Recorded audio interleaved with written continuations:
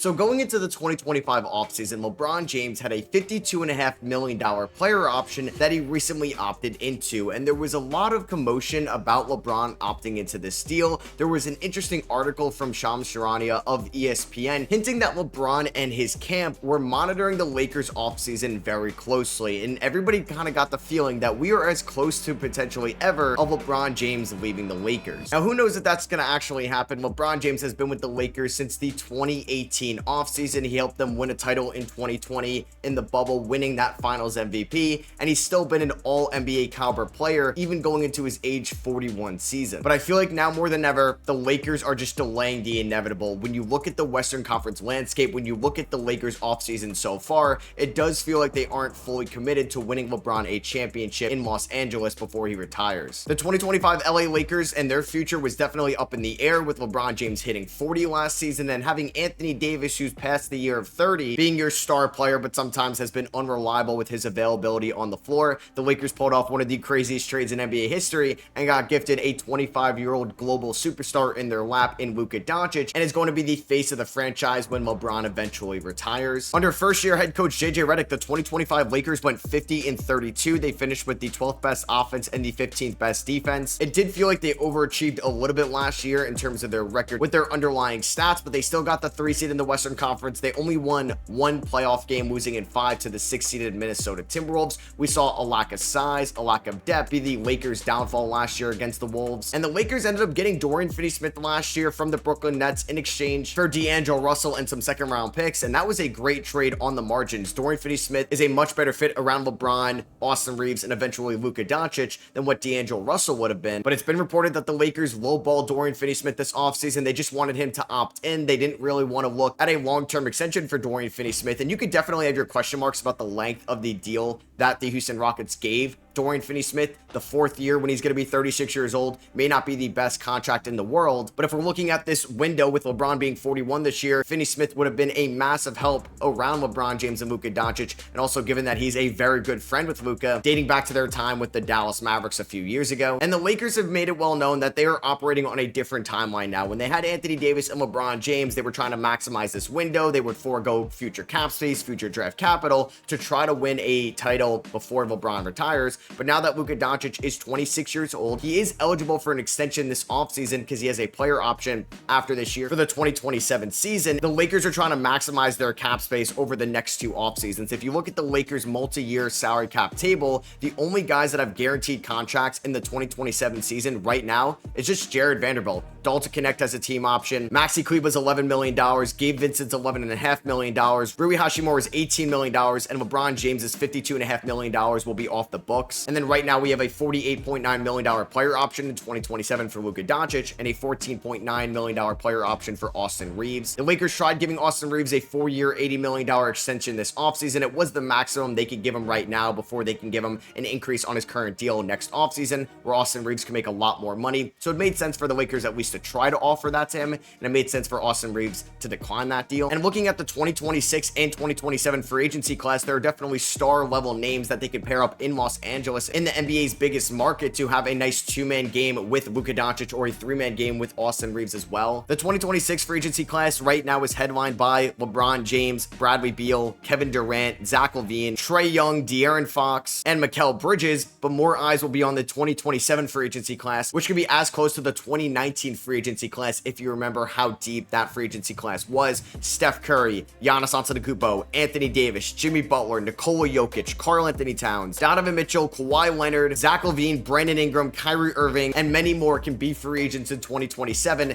and that's what the Lakers have their eyes set on. And if you look at just the landscape of the Western Conference right now, you may have the tier 1 teams, the Oklahoma City Thunder, the newly improved Houston Rockets, the revamped Denver Nuggets as the tier 1 teams. Maybe you also have Minnesota, who was in the Western Conference Finals last year, the LA Clippers, who went to Game 7 against Denver in round number 1 and brought back James Harden, brought in Brook Lopez, as teams that are better than the Lakers right now. And are the Lakers just in that tier with the Golden State Warriors, the San Antonio Spurs, and the Dallas Mavericks, there is a realistic scenario where the Lakers could be around the 8th or 9th seed close to the trade deadline next year. They're a team that doesn't own a lot of draft capital going forward. They do own their first round pick directly in 2026, top 4 protected pick to Utah in 2027. They could trade out a 2032 first round pick, a 2030 pick swap. I just don't see the Lakers trading those picks right now unless it's for a player that you will give up those picks for. They're not going to try to mortgage the future to try to maybe improve on the margins this year in the regular season. So far this offseason, they've added guys like DeAndre Ayton, who got bought out by the Portland Trailblazers. They were okay paying him over $30 million to not be with them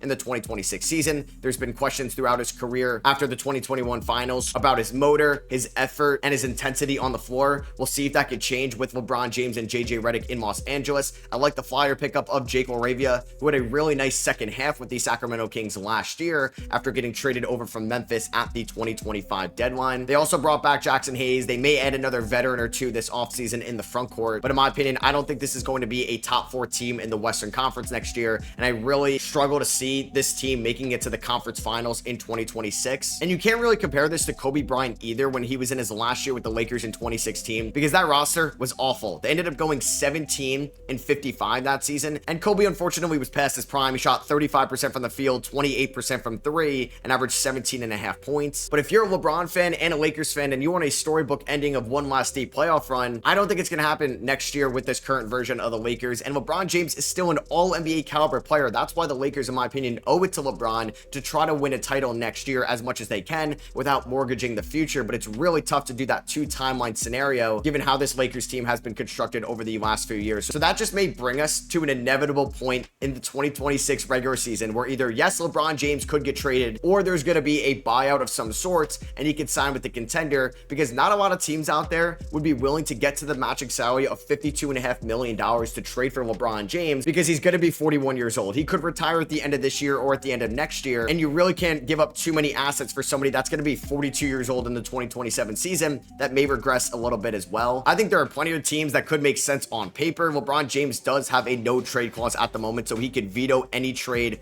out there. But you look at a team like the Philadelphia 76ers, there was a chance LeBron could have signed with them in the 2018 offseason. They do have an easy matching salary of Paul George. They do have some future Clippers first rounders and some of their first rounders as well, and they could pay the tax of getting off the Paul George deal. But do the Lakers really want to take on that contract going forward? Everybody's going to talk about the Cleveland Cavaliers, but I can't see a team that won 64 games last year in the Eastern Conference with an East this year that doesn't have Tyrese Halliburton or Jason Tatum in their way, giving up 2 of Darius Garland, Jared Allen, or DeAndre Hunter to take somebody that may retire at the end of the year. It doesn't make a lot of sense for a team like the Cavs. Now, if they can get under the second apron and they could shed some money throughout the year, this could make total sense in the buyout market. Everybody's going to throw in the Knicks for obvious reasons. This also doesn't make a lot of sense as well. The Knicks need perimeter defense, and if you want to get to that matching salary, it's going to be OG Anunoby for LeBron James. I don't think that makes a lot of sense for the Knicks either. I think we're way past the idea of LeBron playing in the Garden 41 times a year. There could be a reunion of some sorts in Miami as well. I do feel like if Pat Riley had a chance to bring LeBron James back to South Beach, he will do so. And they do have some matching contracts as well. You have Terry Rozier, you have Andrew Wiggins, you have Kyle Anderson. They do have some future first round picks they could trade as well. This one makes a little bit more sense than the New York Knicks in my opinion. There's a few Western Conference teams that LeBron maybe prefer to go to, but does he want to stay in the Western Conference where it's going to be a lot easier to make it to the NBA Finals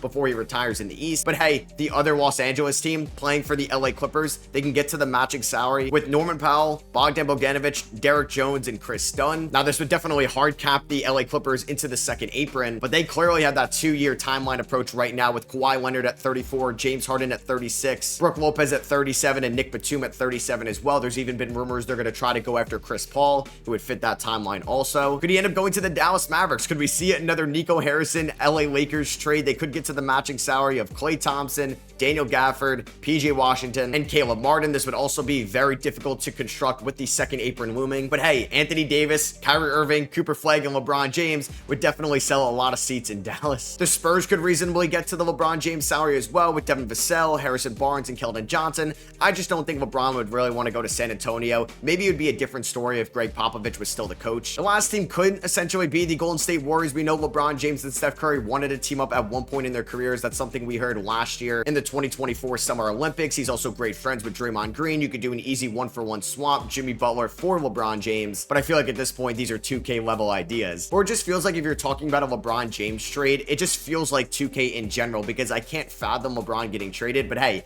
after Luka got traded last year at the deadline, anything can happen. So I do feel like a buyout makes a little bit more sense. Say the Golden State Warriors were able to add LeBron James to Steph Curry, Jimmy Butler, and Draymond Green, or LeBron could just go to Cleveland, have a storybook ending where it all started, and now you can have a lineup of Darius Garland, Donovan Mitchell, LeBron James, Evan Mobley, and Jared Allen, and you get to keep DeAndre Hunter off the bench. Like I said, there's some CBA restrictions in there. They would have to dump some additional salary to get that done, but I'm sure the Cavs would rather do that than mortgaging some part of their future for LeBron James, who you have no idea when he's going to retire. So all in all, I just feel like the LA Lakers are delaying the inevitable, and hey, you may be okay with that. LeBron James and the Lakers got a ring in 2020. It's going to be wild that LeBron James is going into his 8th year with the LA Lakers this season. That is going to be double the amount of years he spent in Miami and only 3 less years than he spent in Cleveland. And he's going to be one of the all-time Laker greats for a franchise that has probably the deepest history in terms of superstars that have played for them. And he just may never want to leave Southern California either. He obviously loves it there. They drafted his son, and he can kind of ride off to the sunset on a high note, still playing